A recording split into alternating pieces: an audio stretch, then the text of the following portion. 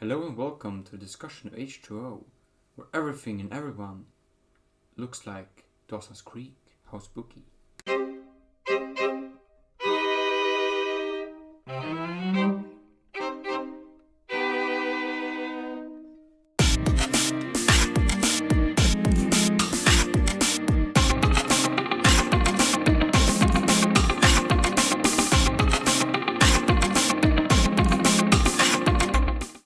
The beginning of this movie, we have the scene where is it Joseph Gordon-Levitt that gets a ice skate through his face? Yeah, it's one of those things that this film opens up. Halloween H2O is going to give, basically callbacks, the entire time. But the thing about this is that this is the first Halloween in a post-Scream world, Yeah. right? Scream came out and changed horror, in the 1990s. And the way that it changed it is you had young, beautiful actors with dialogue and just an overall style. So a young Joseph Gordon-Levitt, fresh from 30 Rock, from Third Rock from the Sun, not 30 Rock, which is a different TV show, but Third Rock from the Sun, which was with French Stewart and John Lithgow. Young actor, of course, getting into a horror movie, and he's going to find an ice skate to the face. In his face has a different Yes. term. I don't like I really dislike the cinematography of 90s slasher post-Scream. The post-Scream slasher, it's too brightly lit. It all looks like a modern version of Friday the 13th Part 3. Friday the 13th Part 3's biggest problem is that they started shooting in California and they didn't really know how to adapt the lighting yet.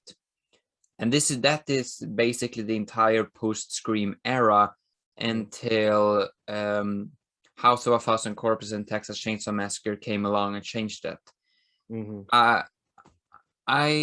When it comes to this post-Scream era, 1960 2003, it's very rare that I have watched any of the movies from that era because they're so non-interesting to look at. They have some good scripts and some smart scripts, but when it comes to horror movie, for me, it's as much as a visual experience as it is a storytelling experience. Those two have to sync up in a good way. I agree with you. Yeah. These horror films, that post-Scream era, the way that they looked and everything, it was that stylish MTV kind of cinematography. It was the brightly lit, the young stars, all of that. It really, it was made for consumption of a lot of people. It's, we're gonna, granted, not, every movie is made to get a return on investment. With a horror movie, that's why a lot of your directors get started in doing horror, right? Is because they're low budget, and so more of a chance can be taken and get a higher return on your investment. That's why a lot of your companies, New Line is the house that Freddie built, right? Because Nightmare on Elm Street, that money, that the cash cow that it eventually became, led on to them being able to do Lord of the Rings. But it's that style that's made for mass consumption, and and H2O was definitely, Kevin Williamson, writer of Scream, was an executive producer and actually wrote the first draft of the H2O script. So, down to the H2O poster, that ripping off the faces like from I Know What You Did Last Summer and Scream. You know, you can put the H2O poster right next to them and think it's the same movie. So there was a style, and people loved it, and they flocked to it, and H2O absolutely did it. And it's, I mean, every era has its style. Every era has a creator or producer that sets a tone. What I find really funny though is that tone setter has always had a link to the Halloween franchise. The 70s, low budget slashers. Original Halloween was a low budget slasher made by a bunch of hippies. Those were the trendsetters, or just horror movie makers on a low budget. They were hippies. And then you had the 80s that was produced by Universal and Dino De Laurentiis. Both were trendsetters of the 80s. De Laurentiis made or produced a lot of the Stephen King adaptations throughout the 80s. He produced a lot of slashers. He produced all the David Lynch movies throughout the 80s.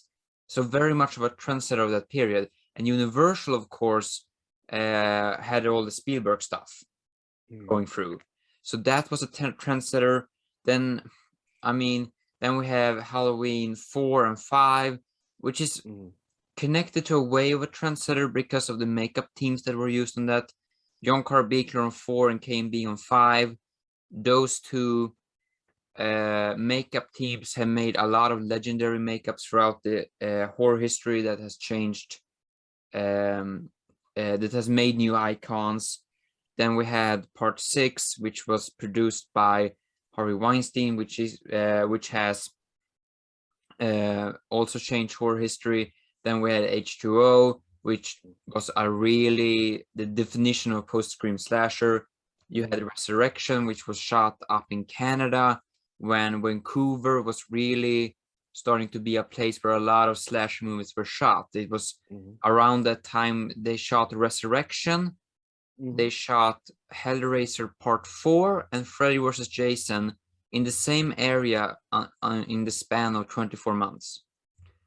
Oh, yeah. And, you bring up Resurrection, and as much as H2O borrowed and was heavily influenced from Scream, Resurrection, that came out at a time where, Blair Witch Project hit huge, and again, it's that, not only do you have Scream, but then you also have, in that span, Blair Witch Project that also changed things around. So in Resurrection, they were like, oh, okay, well, we're going to have moments of this film shot, with a camera like Blair Witch style in Resurrection. So, you talk about trends and everything like that. We've been fortunate enough to have, Halloween kind of go throughout all of these decades, 40 plus years now. So many different iterations of the Halloween franchise, but also where they've set trends, they've also copied trends. Yeah. And that's what's so interesting, because not only does H2O kind of copy a trend, but it kind of starts a new kind of trend that is actually very popular right now, because with H2O, they're like, you know what, let's forget that parts, obviously part 3, but let's throw out parts 4, 5, and 6, and they never happened. We're gonna have Jamie Lee Curtis coming back, and this is gonna be a sequel to Halloween 2. So this H2O is essentially Halloween 3 in their minds, which, then they turn around and they just completely remake the franchise with Rob Zombie's versions. And then we get into the Halloween 2018. And of course, the new Halloween Kills that comes out this year, where they just were like, all right, well, we're going to go back and just make direct sequels to the first one. Yeah. So around and around. It is around and around. But the thing is, though, that has not changed is the love of Michael Myers and wanting to see Michael Myers. And, up until this point, too, yeah, Jamie Lee Curtis. Because in Resurrection, spoilers, everybody, they get rid of Laurie Strode. Yeah. and it's interesting how this just franchise keeps going. And two other trendsetters I forgot to mention when I did my trendsetter thingy was Rob Zombie, of course, also trendsetter in horror history, and now we have Blumhouse running the franchise, which is another gigantic trendsetter. So it always has had a marriage with trendsetting horror in some way. And what is interesting about Kills actually is that it's shot in Wilmington, North Carolina, in the old Dino De Laurentiis studio. And Dino De Laurentiis was the guy that produced Halloween 2 and 3 before he bought his studio in Wilmington. And it's also gonna be distributed by Universal just as 2 and 3. So, well, and you know, the thing about Wilmington, you look at, you know, especially around this time, Wilmington, North Carolina, kind of Hollywood of the East Coast a little bit. They still do film production down there, but they were actually filming Dawson's Creek in Wilmington, North Carolina, which is a Kevin Williamson WB series, which in this film in H2O we get Michelle Williams as Molly. Yeah, it all goes, and it's like the post-Scream movies, they look like Dawson Creek. So yes, throwing in a Dawson Creek character doesn't help the problem that it doesn't look scary. Oh, but, man, they're riding that wave of popularity. They're like, you know what? We need someone from Dawson's Creek. We're going to throw him in there. You know, we're going to use Kevin Williamson. You know, who, you know, I liken Kevin Williamson's kind of popularity around this time, kind of like how Jordan Peele is now. Yeah, producing, directing, writing everything horror. So it's, you know, when horror sees a trend, they latch onto it and keep it going. It's horror is the ultimate business machine almost. But then they kill off, like, what's the nurse's name? Marion. They kill off her, and it's, I mean, this is my another main issue with H2O that already pops up. I really like this movie, but it has some annoying issues. I always have a problem when movies make a sequel 20, 30, 40 years later, and they kill off a rather big character from that old movie. Oh yeah. I always have a problem with it. I mean, if it's executed properly, I can buy it, no problemo. In this, it feels too blunt for that kind of character. It does, because I mean, at this point, you know, again, it's that we want to call back to the old series, and there's other callbacks, you know, throughout this film, you know, to the old series, to other movies and things like that. But killing off the nurse Marion, you know, you get Michael Myers doing that, but he's looking for information on the Laurie Strode files, right? You know, so it's one of those things where, you know, Michael Myers now is kind of playing detective. You know, it's like, you know, not only that, but, you know, we've got a nurse who took those files, and of course not living in Haddonfield anymore. I forget the name, other place in Illinois that she's living.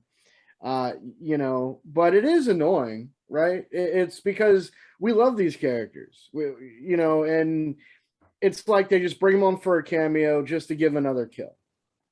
So and I would agree with you there. She's coming back for Halloween Kills, and if they do the same thing in Halloween Kills, I'm gonna be like, seriously, right?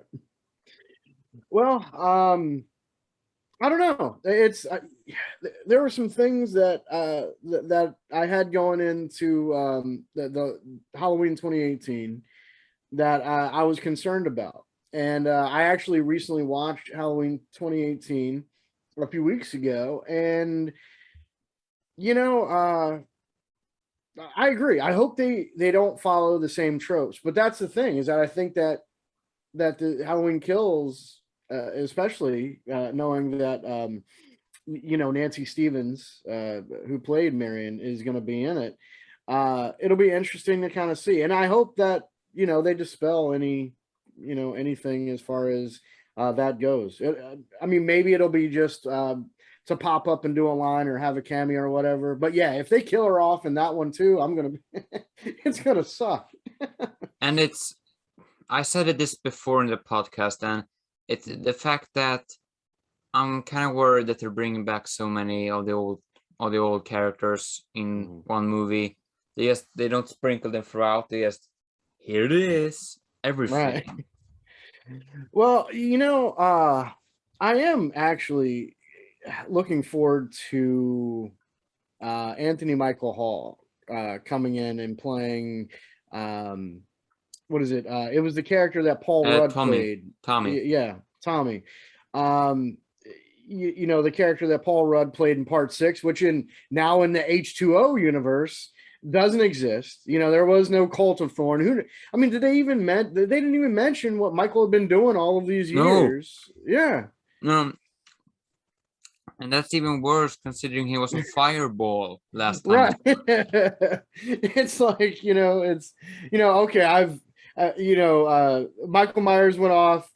So at the end of Part 2, he's burned to a crisp, everything. He wanders off, has 20 years of skin grafts and all of that, and he can and now he's good to go. He's like, you know what? I'm all healed now. Finally, after 20 years of healing, I'm ready to go. Let's, I'm pretty sure that Laurie Strode is not dead. So I'm just going to go and I'm going to find the files of this nurse. I'm going to get the files, but not only that, but the files kind of tell where she's at.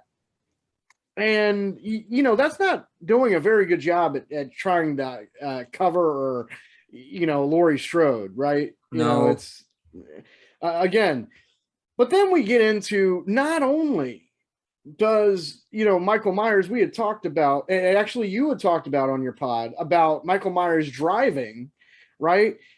But in this one, Michael Myers finds out where Laurie Strode is, and she's in California. So not only is he going to drive, he's going on a friggin' road trip. On the road again, on the road again. Which is kind of, that's very, you sing that song. I actually was just at a Willie Nelson concert this past Friday. No. And he's saying that. And you're darn right. Michael Myers, getting into a car. Now, there was the scene, I know, listening on your pod, that they talked about, how there was the doctor that taught Michael Myers how to drive. Yeah. But this is, it's, GPS, I think, is around, but it's not good GPS, and he takes the nurse's car and stops at that rest area, and he gets that old truck, right? Yeah. So, why switch it's not vehicles? Well, I'm not sure. It's just, maybe it's like, he didn't want to be found out from having, well, I guess if they found the nurse dead, they would put out an APB for her vehicle. So he'd have to stash the vehicle. Now, the difference between H20 and, of course, the Halloween 2018, when he stops at, a garage, he in 2018, he's brutal as shit. He kills those podcasters, all that. Not spoilers for 2018. Sorry, guys. Yeah, he kills us. But right, but in this one, you've got the daughter and the mom, and Michael Myers is just interested in their vehicle.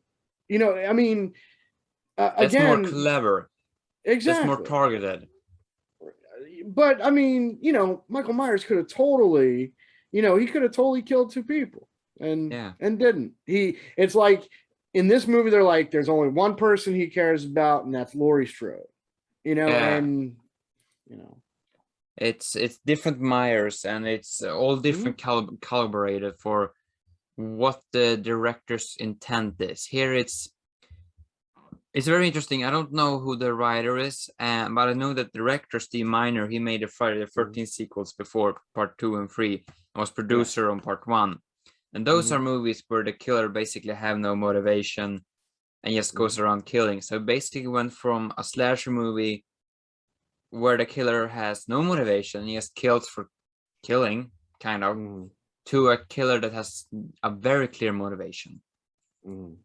But then we start wondering, why does it kill so many random people?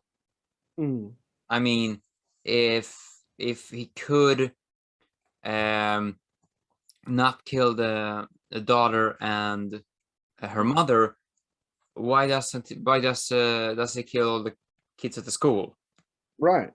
Why doesn't he, if he is such a prowler and only after one person, why kill a random person? But it's just, we need kills because it's a slasher movie. Right.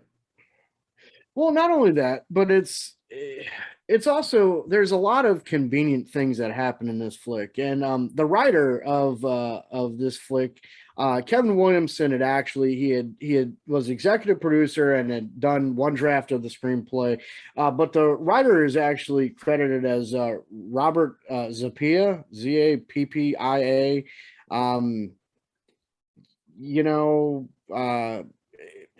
not really a lot of, he had written some episodes of Home Improvement. He had done some stuff on the Jackass movies and stuff like that.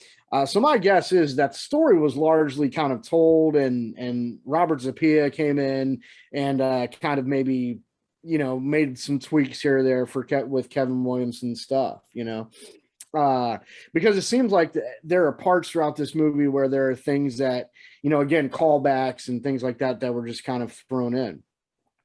And go ahead. And also in the beginning now we have our first mask, because this guy changes mask throughout the movie. He has a storage with him. So this is the first mask, which is the H6 mask. I don't really know who made it, but I guess it was John Carl Buechler, because John Carl Buechler made the special effects together with Gary J. Tunnicliffe, which was an additional makeup artist on Halloween 6. So I suppose one of those two, most likely Buechler, made a mask, unless it was somebody else. Yeah, so that's the first mask, and then he switches to the mask that we see mainly through the movie when we get to I think he has the Stan Winston mask on him when he steals the mother's car. Because, and this is really convoluted, I don't know why they ditched the H6 mask, but for some reason they did. Then they called K&B and said, "Hi guys, we need a mask." They made a K&B mask, which nobody likes. It looked like an alien. So they threw that away. They had it for like 1 or 2 scenes. And then they called up Stan Winston and said, "Hey, can you make a mask?" So he made a mask. And then they had forgot a shot somewhere, or they needed a reshoot for something, and they made a CGI mask, which looks like something they made in glorified paint.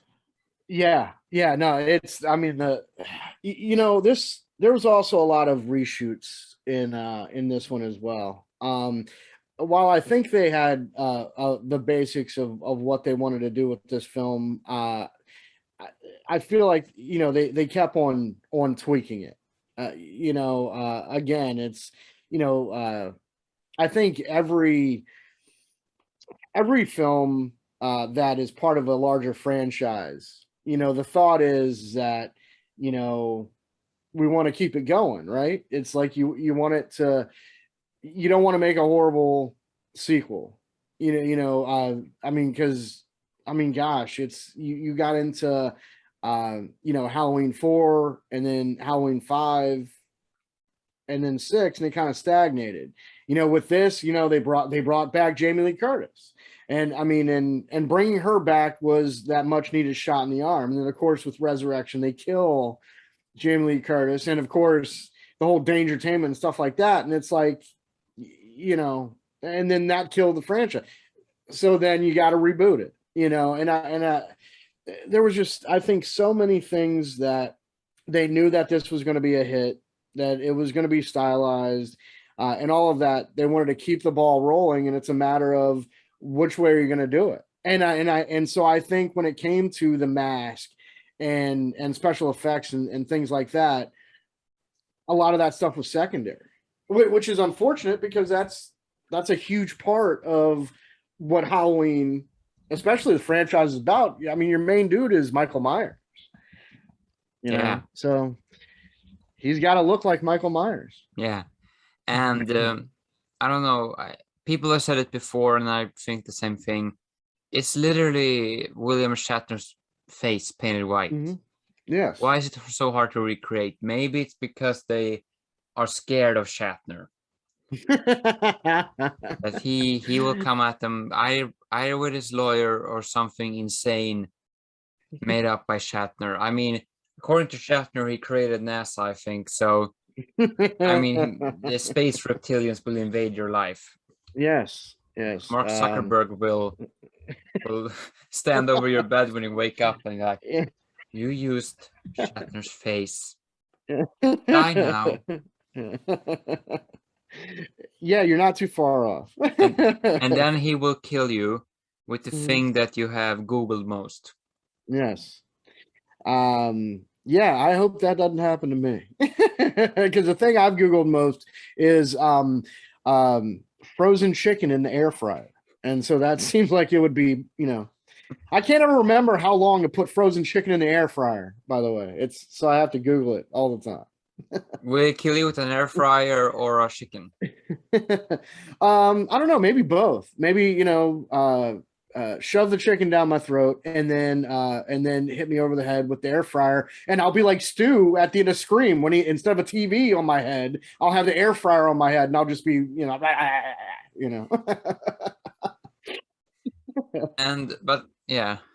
But then we move on to Laurie Strode in this movie, and in this movie, especially after watching Halloween 2018, you just love how they portray the trauma.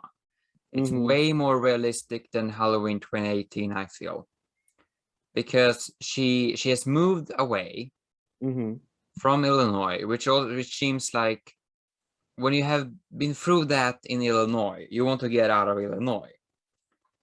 And if you have the money and the energy, and she has a steady job and an income and a house and all that fun, on all that jazz, but she has the trauma that she sees him everywhere, that she wakes up sweating, and that's so more realistic than she becomes like a libertarian out in the woods building a shelter and like traumatizing her children to shoot guns and like have a bunch of mannequins in the yard. It just it's interesting because this Laurie Strode in H20, you're exactly right. I mean, never, even though you can move away, you change your name, you fake your death, all that stuff to get away, yet you still feel that this monster that 20 years ago you survived, and saw burn up, is going to come back after you. Not only that, but I mean, they also explain the way that she kind of deals with it is through alcohol, right? Because she drinks like a fish, and she does it to calm her nerves and all that stuff, because it's around that Halloween time, which, I mean, if something happened on a specific event, it's going to be traumatic. So they definitely get it right here. Now, on the flip side, with 2018, I guess you could kind of see. I could kind of see what they were going with. I mean, it's two different departures, two different universes, two different timelines, and I could see. It's two different Lauries at that point. One Laurie that ran away and one Laurie that that stayed and was waiting and became Sarah Connor. Exactly. So I mean, in that instance, you've got two different films. Now, did the H20 continue? No, we got H20 and you got Resurrection, and then the franchise at that point, was done until Rob Zombie. With this, we at least know we've got Halloween Kills coming up, and then of course Halloween Ends, hopefully next year, if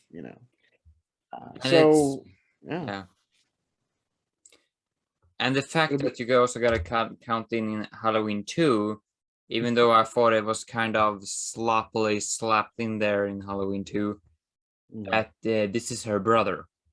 Yes. So there's that connection too, that he's not just a random maniac. He is family, and that is why he's coming after her, because it's personal for him. Right. And the thing about it is that when they introduce, Laurie Strode, and waking up, that morning and everything, for Halloween, and then of course we get introduced to her son, and in fact, I believe it said actually in the credits, introducing Josh Hartnett. Yeah. Yeah. So we get her son, young, up and coming actor, which Josh Hartnett would go on to do The Faculty and 30 Days of Night. He was in that Sin City. I mean, he's done tons of stuff, but they introduce him, and there's that conversation that he has with his mom, that he knows that what the trauma his mom has been through. He knows about Michael Myers, that he knows the family lineage and everything, and it's one of those things where he knows, but he doesn't. He hasn't lived through it, so it's easier for him to dismiss. Yeah, and I mean, trauma is different for every person, but but like when you meet people that has gone through hard trauma, or see interviews with soldiers been through war, it's sure her situation in 2018 is different, that this killer and everything, but still, of all the interviews I've seen of people that have different traumas, they're all like Laurie Strode in this movie. Yeah. No, I agree. I agree with. I mean, that's good points. It's at that point, it's the screenwriters and everything like that. I kind of wonder where, Jamie Lee Curtis, jumping in and doing this one, and what brought her back in 2018. Obviously money. Yeah, but then again, I mean, the chance. Yeah. Then again, she's Jamie Lee Curtis making a semi-low budget horror movie. It's not something she really needs. It's very interesting because she quit the horror slasher genre in 1980 when Roger Ebert wrote a review for Terror Train in December of 1980. And he despised that movie. He cut it in pieces in his review. And that spooked her away from the genre, because she was afraid that she would get this reputation of making terrible horror movies. Yeah. And then she returned for this role. And I remember when Halloween 2018 came out, she said in an interview that, I just made H2O just for money. And that statement has made me wonder, because is it true, or does she for some reason want to patronize that return to horror and bring up this one in some way? I don't know. Yeah. Well, the thing is that from the way I see it is Roger Ebert always had bad things to say about horror movies. We live in a world now where there's millions of Roger Eberts, right? Yeah. We are basically two of them. Yeah, well, yeah, in a way. But the thing is that, horror is so much more loved and accepted now in, and I'm not just going to say in an American society. I mean, because horror is a global language. Yeah. which is, I mean, specifically why we're here and why our Yeah. good friends, Emer and Aaron and Grace over in Ireland, and of course you in Sweden. It is a global language, and Yeah. it's more and more accepted and loved now. Um, I sure money has something to do with it, but I honestly I think so. I think that there's something in Jamie Lee Curtis that remembers those Terror Train reviews. And I mean, if you look at Halloween 2018, she got a lot of great reviews. Yeah. And I mean, for someone to be playing the same role 40 years later after having played it 20 years later, Yeah. but also being, I mean, to be honest with you, I felt like 2018 was more physically demanding than this one, and that's impressive, and that shows her willingness to work. And I don't believe that anyone that works as hard on something, like she did with Halloween 2018, uh, is in it just for the money. You can always tell on the performance how much they're throwing Yes. in. And in this one, I don't buy it either that it was just for the money. She Mm-hmm. actually does a good job. Oh yeah. And Yeah. I mean, another movie around this time, horror movie, which a female lead just for the money, was Alien 4. And in that Oh you yeah. can kind of tell, because she's more hammy and over the top. Ripley in Alien 4. Yeah. To quote Sigourney Weaver, they Yeah. dumped a trailer load of money in my front yard, and I said yes. Right. And that performance is more hammy in a way. You can tell that she doesn't have the dramatic care for the character anymore when you watch Alien 4. And you don't feel it in this one. Yeah. And I mean, all actors and actresses are professionals, and very rarely they don't want it to shine through that they don't care about this project. But I mean, even the most professional, when they just do it for money, you can always tell in some aspect, I feel. I mean, I just watched a action movie by Rennie Harland with Tim Roth and Pierce Brosnan, and you could tell that Tim Roth didn't care. You can tell that Pierce Brosnan didn't really care. And these people are professionals, really are acting professionals with years of experience. Right. And they didn't give two shits. Pierce Brosnan went around and looked like a gentleman. And and that was all he could care about, because being a gentleman you will always care about. Oh yeah. Well, and you could also look at it in the way the differences in performances between H20 and Resurrection. I mean, she was barely in Resurrection, only for the opening, but I mean, it's not something that was the finest moment. And I know that there are people that have differing opinions or what have you, but I mean, there's definitely a dramatic shift between H20 and then Resurrection. I mean, it goes a 180 in the other direction. Yeah. And yeah, that is definitely so. The problem with this movie is that when it comes to the characters, she's kind of the only interesting one, I feel. Sure. It definitely, I agree with you. It's one of those things where you've got supporting characters again, thrown in seemingly, I mean, obviously just to support her. And, I mean, and at the end of the day, it's, she's running a school, right? And so you've got a school filled with students, but we need to have, Laurie Strode versus Michael Myers at the end of this. It's got to be them facing off against each other.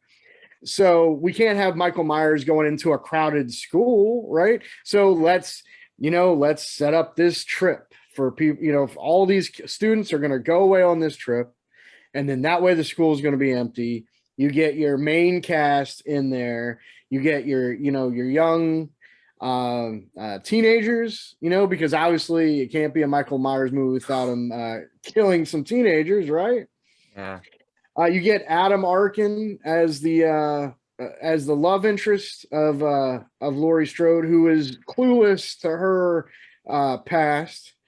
And of course, you get LL Cool J, famous rapper, actor, LL Cool Yeah. J, who actually provides a lot of the comic relief in this flick. So, but all of those people that, Josh Hartnett, Michelle Williams, they're all there. It's basically it's Laurie versus Michael. Everyone else is just really secondary. But I feel that even though that the characters kind of feel secondary, I still feel that care was put into the performances. Oh, sure. Maybe Absolutely. it's not like, oh, this is another paycheck, so I don't have to work as a waiter for Wendy's. It's they actually care. It's a really nice movie to watch, because even though it's not the greatest at all the times, you feel that everybody cared. Absolutely. And for a slasher, that's not a fact all the time. Right. Well, and absolutely, with Kevin Williamson being executive producer, if it's one thing that he knows, and one thing he especially knew in Scream and post Scream, is how to write for teenage characters, and that is why you do have more depth with Josh Hartnett, with John, right, with their son John, and with Molly, played by Michelle Williams, and then of course you have Charlie and Sarah, the other two teenagers, there as well. You get a little bit more depth of those characters than some of your Friday the 13th or Nightmare on Elm Streets, where you'll have very little information about this teenager, other than they want to get stoned or they want to have sex, and then they're done. Stone, sex, and stab. Yes, exactly. So yeah, no, I agree with you there. As far as these characters, it definitely, it seemed like that this movie had a lot of care behind it, especially you've got Laurie Strode coming back. So even though you have a lot of secondary characters, they're just they're the undercard, whereas it's Laurie Strode versus Michael, which is the main event. Yeah, and Steve Miner, when it comes to directing, he always brings a shot of energy of all the stuff I've seen of his. Sure, now I only seen Friday Part 2, Friday Part 3, and H20. That's all of his that I've seen. And the episode of Once Upon a Time he directed. But he always brings this energy. Sure, the energy isn't really there in Friday Part 3, because they were fighting the 3D technology all the way throughout that shoot. But in Friday 2, you can feel that energy. You can also feel that energy here. That in this one you have, I feel at least, a rapid pace. It never really lags or drags, this movie.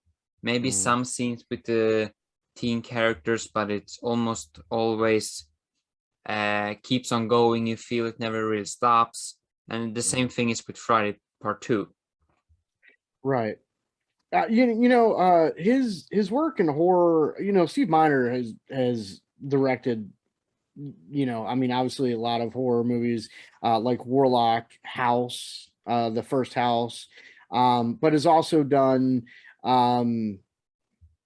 television. as well. And one of those shows that Steve Miner actually worked on, Dawson's Creek. Yeah, I Funny how know. that happens, right? A lot of synergy going on in this. He also did, Felicity, again, another WB show. But you look at movies like Lake Placid that he did. A lot of his horror movies that he directed, are cults. There are a lot of people that love Warlock, from 1989. House definitely gets a lot of love, out of 85. Now I'm a little ashamed to admit this, but I did see the C. Thomas Howell movie Soul Man that Steve Miner directed, and that movie wouldn't last very long, and especially in today's society. But I've always been a fan of Steve Miner's work, and I felt like he was the best guy for the job with this one. That's for sure. Have you seen his, I think it's Day of the Dead remake from 2008? No. In fact, Ramsey, my co-host with the Plastic Fangs podcast, and I have a very strict ban on the Day of the Dead remake. Actually, yes. Yeah, I haven't seen it either, but I heard that it's supposed to be garbage or something. Yeah, some things are just best left not seen, and that's one of them. And it's something when it comes to these cult directors of the 80s and somewhat 90s, that as soon as they leave the decades that made them famous, the quality drops. Yeah. And absolutely. I always wonder why. Is it age that they can't keep up the energy anymore?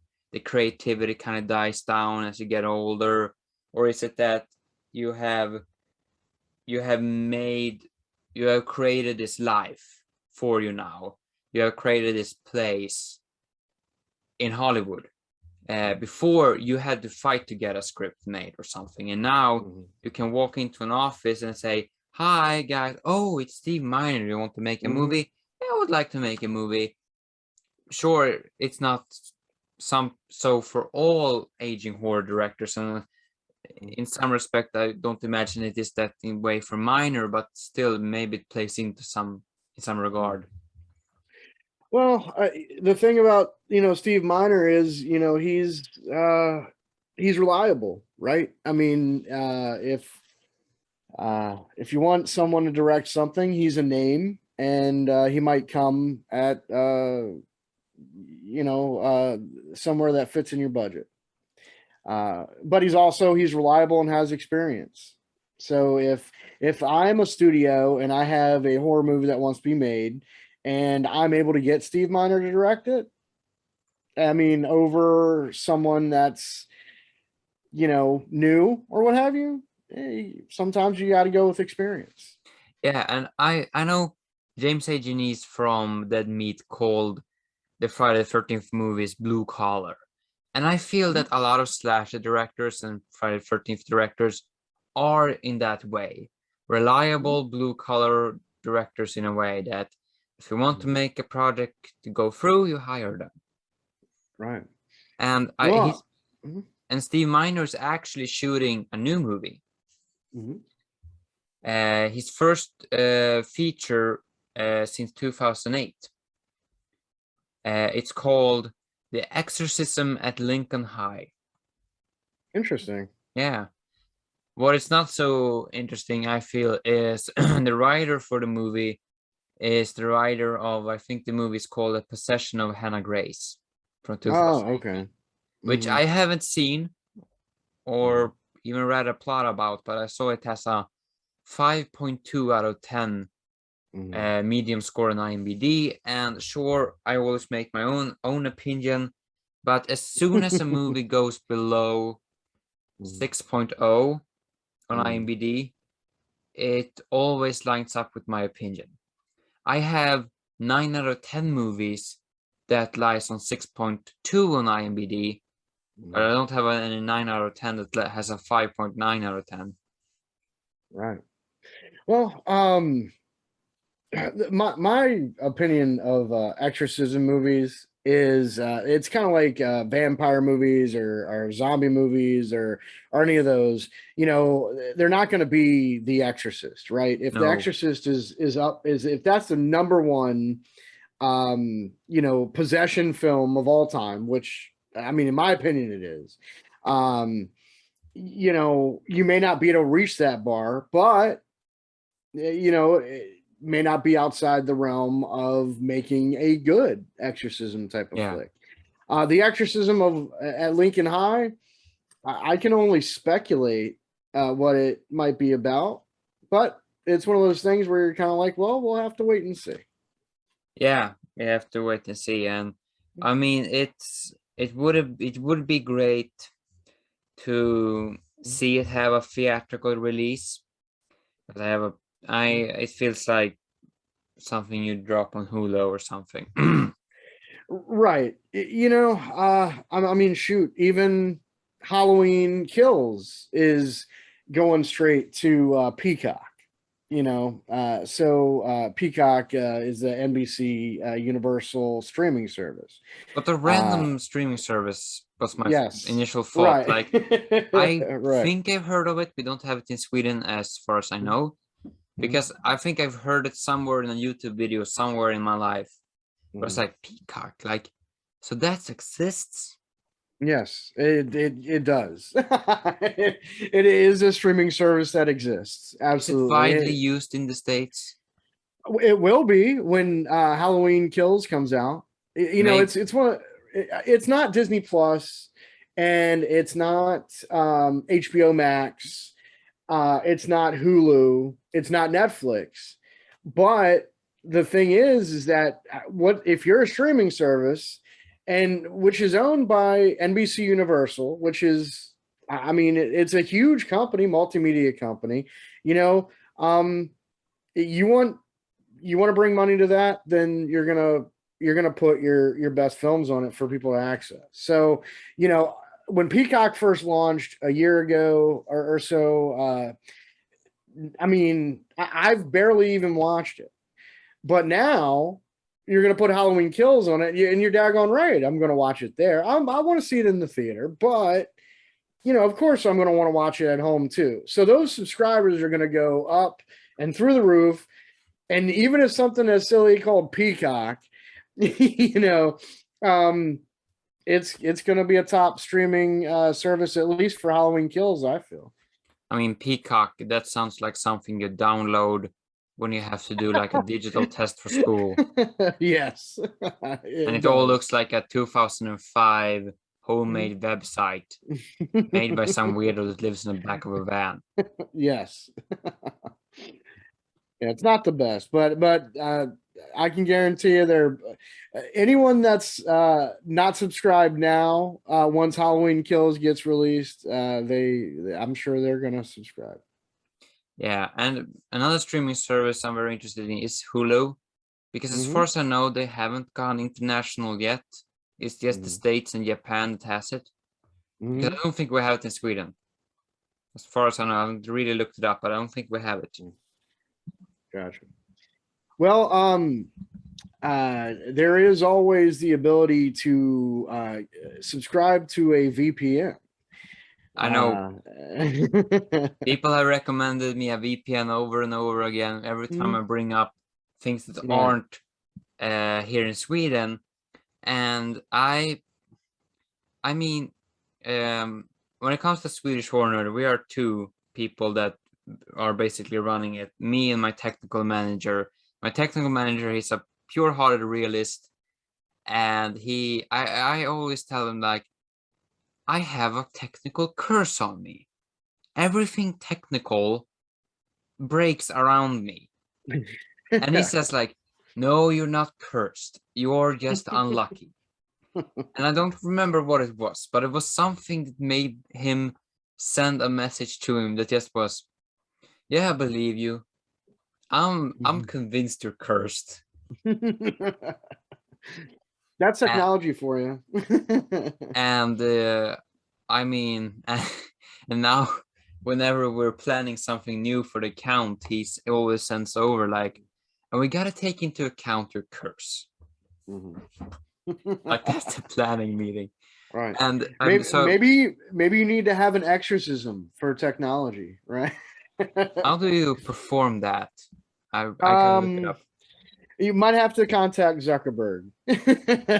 Or Steve He might Miner. know. Yeah, or Steve Miner, right. Mark Zuckerberg will come running with the chicken fryer and the chicken after killing you, and like Yes. exorcism chicken there and fryer there. Oh yeah. But I mean, if I were to try to download a VPN and get it working, I would set things on fire that aren't supposed to be on fire. I know when we were creating the new website I have, I was sending over some stuff to my technical manager, and I was joking like, "Oh no, the computer started smoking. What do I do?" Just jokingly, and he Right. responded, "I honestly can't tell if you're joking or not because at this point, I mean, back in school one time, I was supposed to help a friend of mine with his laptop because it wasn't working. There was something that didn't work as it was supposed to. So I tried a command on the computer I heard somewhere to see if it worked. And somehow I changed all of his language to Arabic. Oh, well. And he couldn't change it back. Nothing Oh happened when no. he did. So he had to wipe the computer because Yeah, I you're completely destroyed it. well, yeah, you're definitely I'd say you're definitely in the cursed territory Yeah. there. That I don't even think that command is supposed to do that. Right.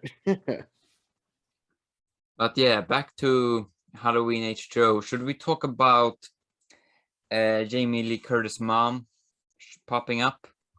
Absolutely. Janet Lee. Janet Lee, yes. One of the coolest callbacks to this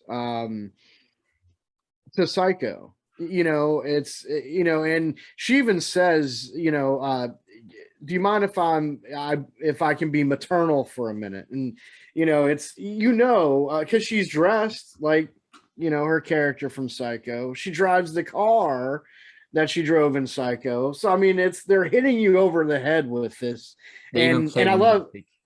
exactly. They even play the music, and I loved it when I saw H2O in the theater. I mean, I was I mean, I definitely had a smile on my face during that scene. And and it's also one of those things you had talked about earlier, that was Jamie Lee Curtis you know doing this to kind of thinking about those Terror Train reviews. And at the end of the day, I mean, that scene right there kind of cements that it's a little bit of it's a love letter to her actual horror roots, right? I mean, her Yeah, mom was in one of the most famous scenes of all time. The shower scene in Psycho. yeah. And And Jamie Lee Curtis, she was alive when that scene was shot. right. 1 years old. And I think this is Janet Leigh's last performance. I could be wrong. She died 6 years later in 2004. Yeah. I don't believe that she had. I mean, I believe at this time she had, retired from film. Obviously, doing this callback was. I mean, it's a pretty. I mean, it's a great swan song. If you're gonna go out, how what's the best way to go out than that, right? Yeah, definitely. And another character I was thinking that we could bring up is Mhm. the security guard, because that's one that Yeah. pops up in my memory. I don't have any, super interesting thoughts about him. I just think that he's a fun character. He is. He's a funny guy. And the thing is that there is a horror movie trope that that the black person is, always gets killed. And uh in this flick, he makes it. He survives to the end. And after you thinking that he was shot in the head and that he was dead, and come to find out he survived.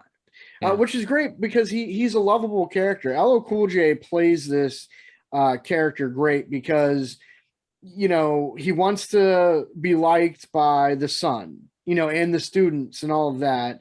And so it's when Josh Hartnett, when John and his buddy Charlie want to go to town, and they want to get some supplies so they can have the sexy date, because they're not going on the trip.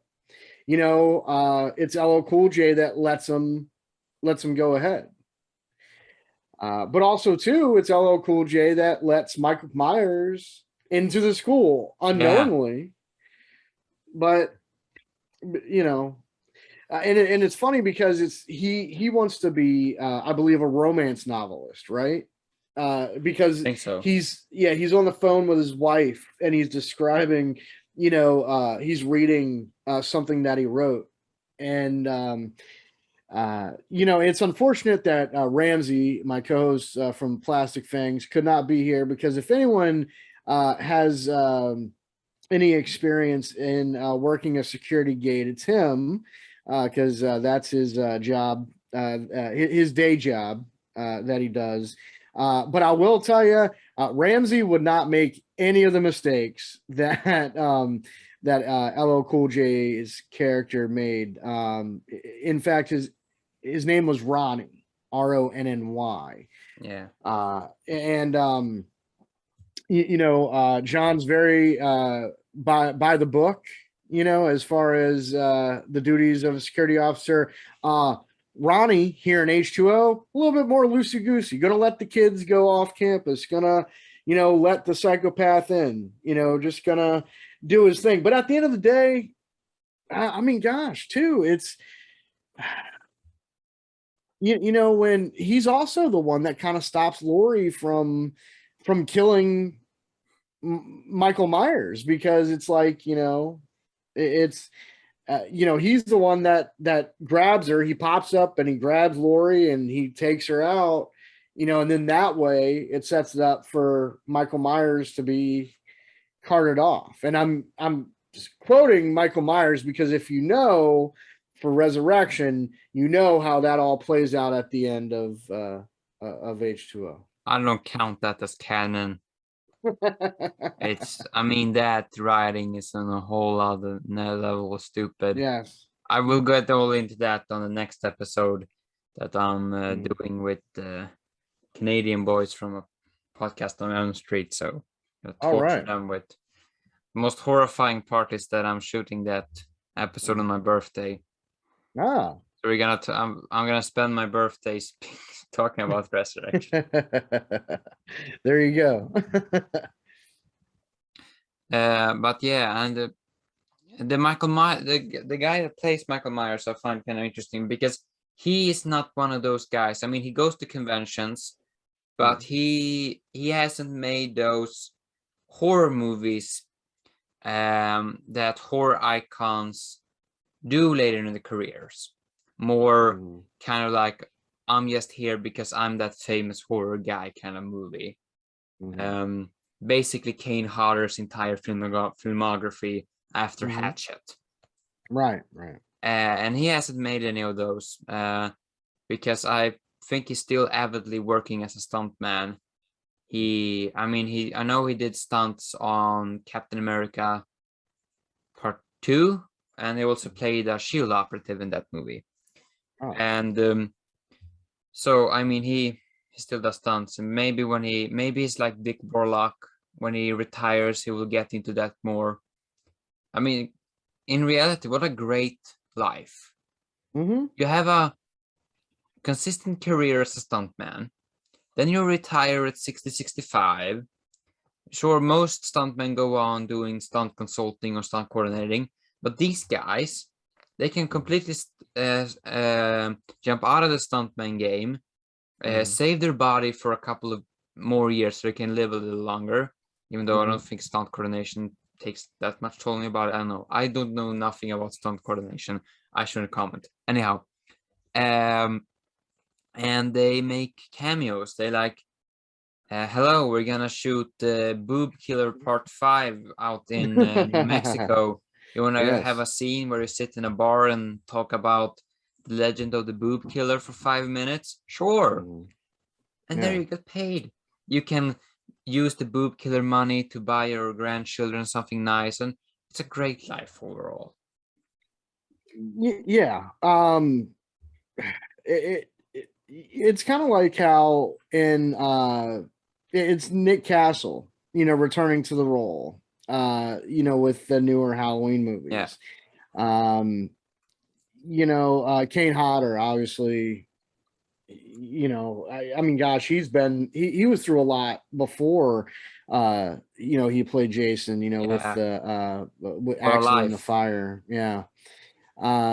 It's these characters, just like Tony Todd with Candyman and Robert Englund with Freddy, whoever is playing, that role. I mean, shoot, I was fortunate enough to meet Tyler Mane, who played Michael Myers in the Rob Zombie flicks.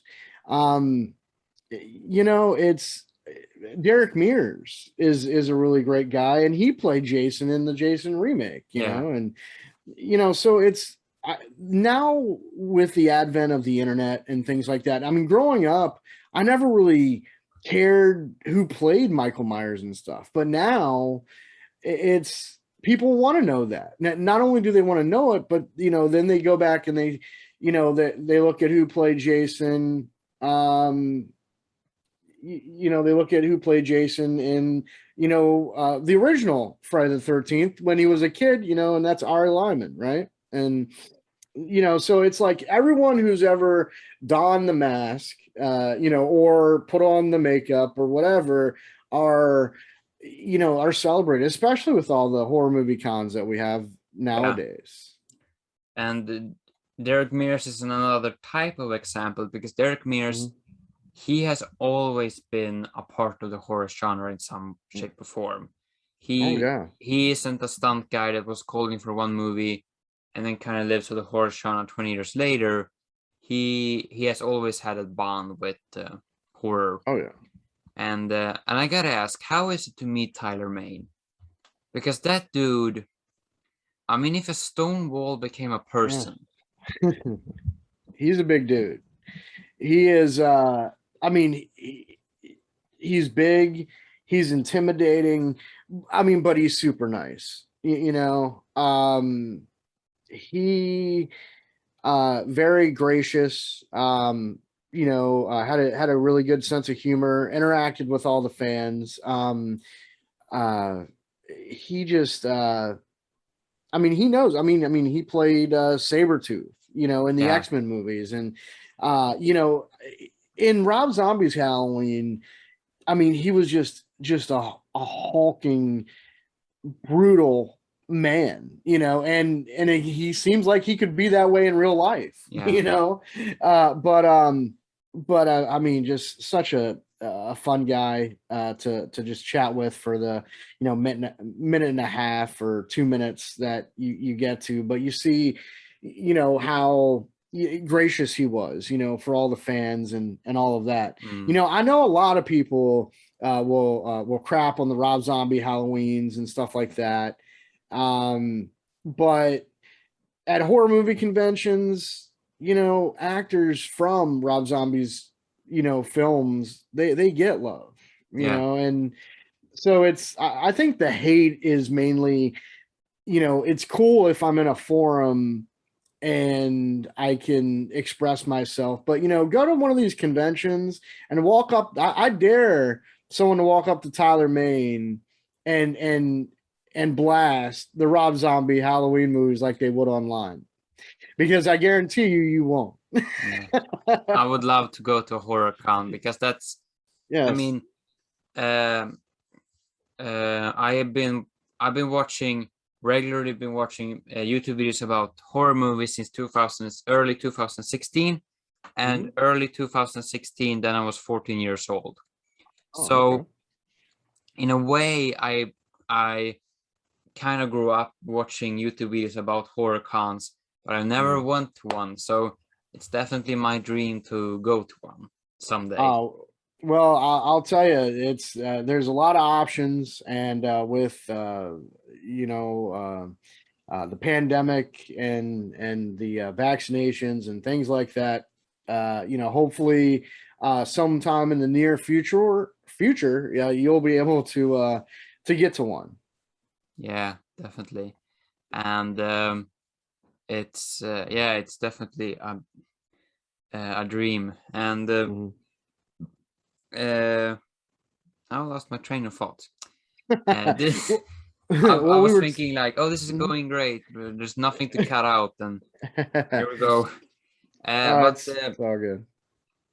But we can go to the final chase scene and talk about that overall. Because I think it's a great chase scene. Oh, yeah. And whoever wrote Resurrection, I'm sure you're a great guy, but by God, I mean, couldn't you have another passion? Couldn't you have chosen another career choice? Whoever thought of that? Because it's such an awesome scene in H20. And sure, you could, throw Resurrection in the dumpster because, man, it doesn't make sense in any way. This is Michael Myers that is coming for her. It's just that brutality of a white shark.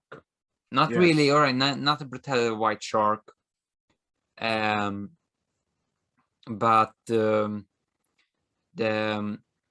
just he has this power, not the power of a Courtney or a Maine, but you still feel that he has a force coming at you.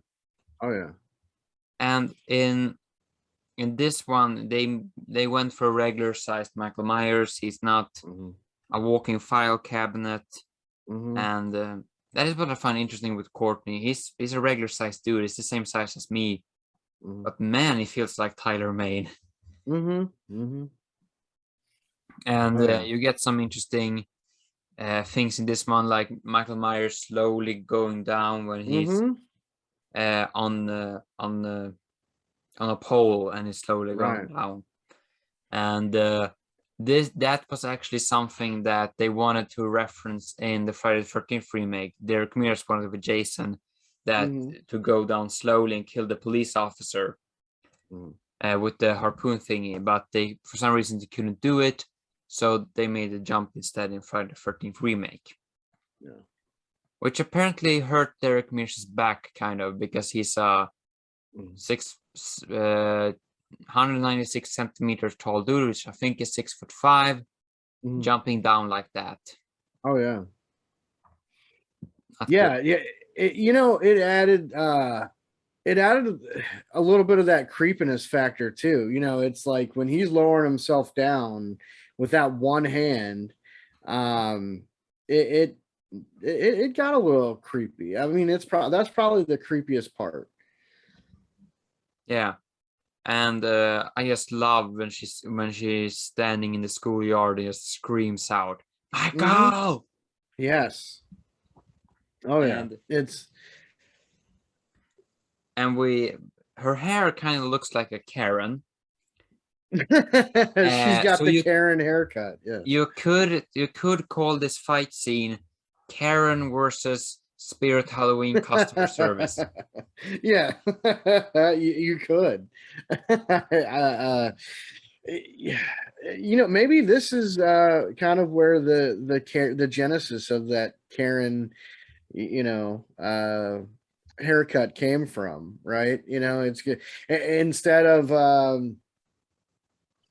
of fighting back against Michael Myers, she could have, called the manager Definitely. something. Yeah.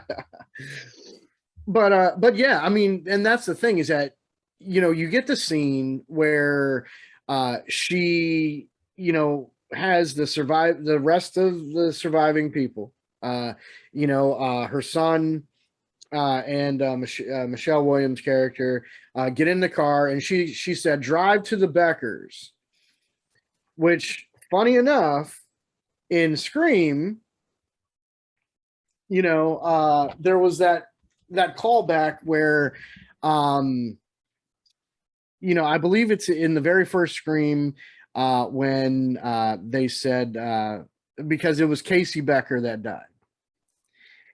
And so obviously Halloween H2O had to give a throwback to the Scream franchise, so that's another call out when she's like, drive to the Beckers and call the police, call somebody, to stay safe. Yeah. So there it sets you up, and you've got Laurie versus Michael, coming up. Yeah, and it's a glorious fight scene. Mm-hmm. Or I don't know if you should.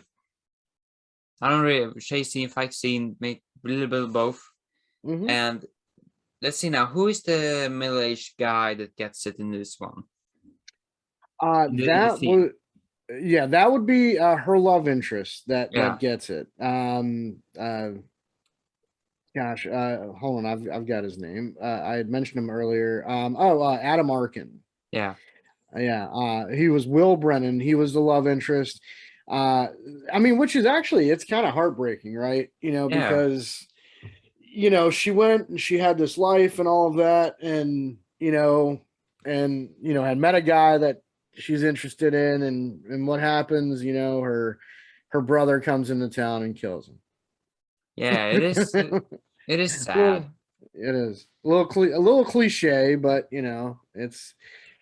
It is what it is. That's the price you pay for dating Laurie Strode. Yeah, evil comes for you and stabs you in the chest. I think he gets stabbed in. Well, in the back, and kind of lifts him up, and it's real brutal. It's that's probably one of the most brutal kills in this. I think the Christmas light. Yeah, one is worse. There's not the volume of kills in this, because I think it's what a total of 6, is it? Yeah. But what you do get a little bit more brutality, and I'll agree, like the dumbwaiter where her leg, that's gnarly too. Michael stabbing her love interest with and then lifting him up is kind of a callback to Halloween 2, Yeah, and those are kind of two different kills. One is brutal and the other is creative.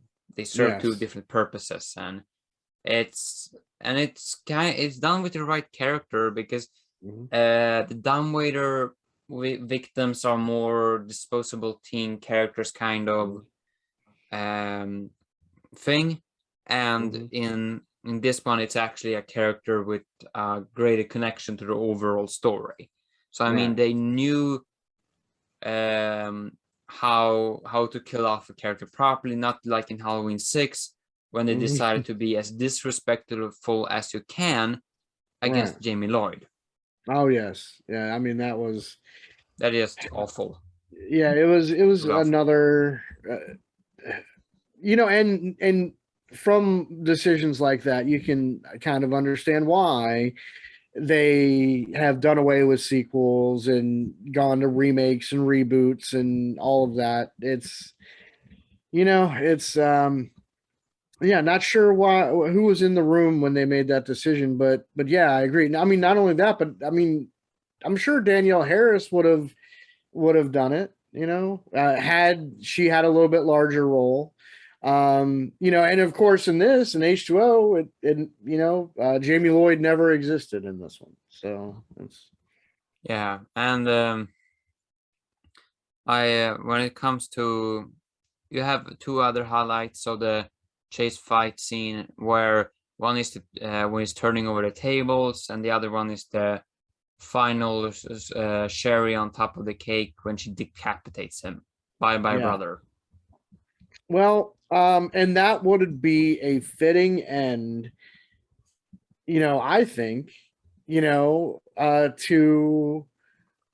had H2O ended, and we would have never gotten Resurrection, and we would have gotten, the Rob Zombies remake or whatever, I think that would have been a satisfying ending. Because, I mean, part of me, at the end of H2O, I'm in the theater and I see that happen, and I'm like, yeah, there's no bringing him back. She chopped off his head. Yeah. I mean, Michael Myers was, shot, burned, all of the, gosh, a knitting needle in the eye, all of these things happened. But but I mean, chopping off the head is, I mean, that's like you're dead. You're not going to have headless Michael Myers walking around. You're not going to have, well, you could. I mean, why? That's Halloween ends. There you go. Right. Or it could be, throwback to John Carpenter's The Thing, and like spider legs pop out from Michael Myers' head. Right. And, yeah. So, yeah. So, I mean, but at the end, I'm in the theater at the end of Halloween H2O, and his head's, and I was like, that's it. That's the last. We'll never see another Michael Myers movie. And in a way, Resurrection, the writing at the beginning of Resurrection is actually kind of impressive, because they actually managed to undo a decapitation kill. Yes. Like, that's impressively stupid. Yeah. It's, I guess as far as with the reshoots and the writings and all of that, they knew that they were going to make another one. And hey, what's a good way that we can work ourselves out of this? Yeah. And they did. It's, I mean, but that's what horror movies are, really. The end of Christine, even though we haven't had Christine 2 or 3 or whatever, end of Christine, we, and these are spoilers for all these movies, but, at the end of Christine, you get the metal moving a little bit, at the end of Freddy versus Jason, Freddy winks at the camera. It's the horror movies, it's they set it up for a return. Always. Yeah. And in H2O, you felt like, that was final. And the thing is that if H2O was made now, they probably would have put a little something in there to make you think that he would come back, because it's a trope and a lot of people look for it nowadays is, where's the little tease to see that this is going to keep on going. And I think that's the end of the discussion, I feel. Unless you have something more to say. No. I honestly, wrapping it up, H2O was one of my favorites. Part 6, The Curse of Michael Myers, was my first ever theatrical horror movie. So seeing this after seeing the Halloween 6 was satisfying to me, and I've seen every Halloween in the theater since, and I think it was good. It's solid. Unfortunately, it no longer exists in canon, but it's a movie out there and it's worth watching. Yeah, that is, and I'm saying the same things about this. It's a great movie. It has some, I mean, the side characters, nothing to write home about, but what they promise, they go through with. It is a great story about 20 years later. So it feels very realistic about it is 20 years later, and it has a great Michael Myers, I feel. Not the best, but a really good one. So overall, I would really recommend this one. So, yeah. Right. Well, I appreciate you having me on and talking about it. H2O. I'm looking forward to hearing the rest of your stuff going on, and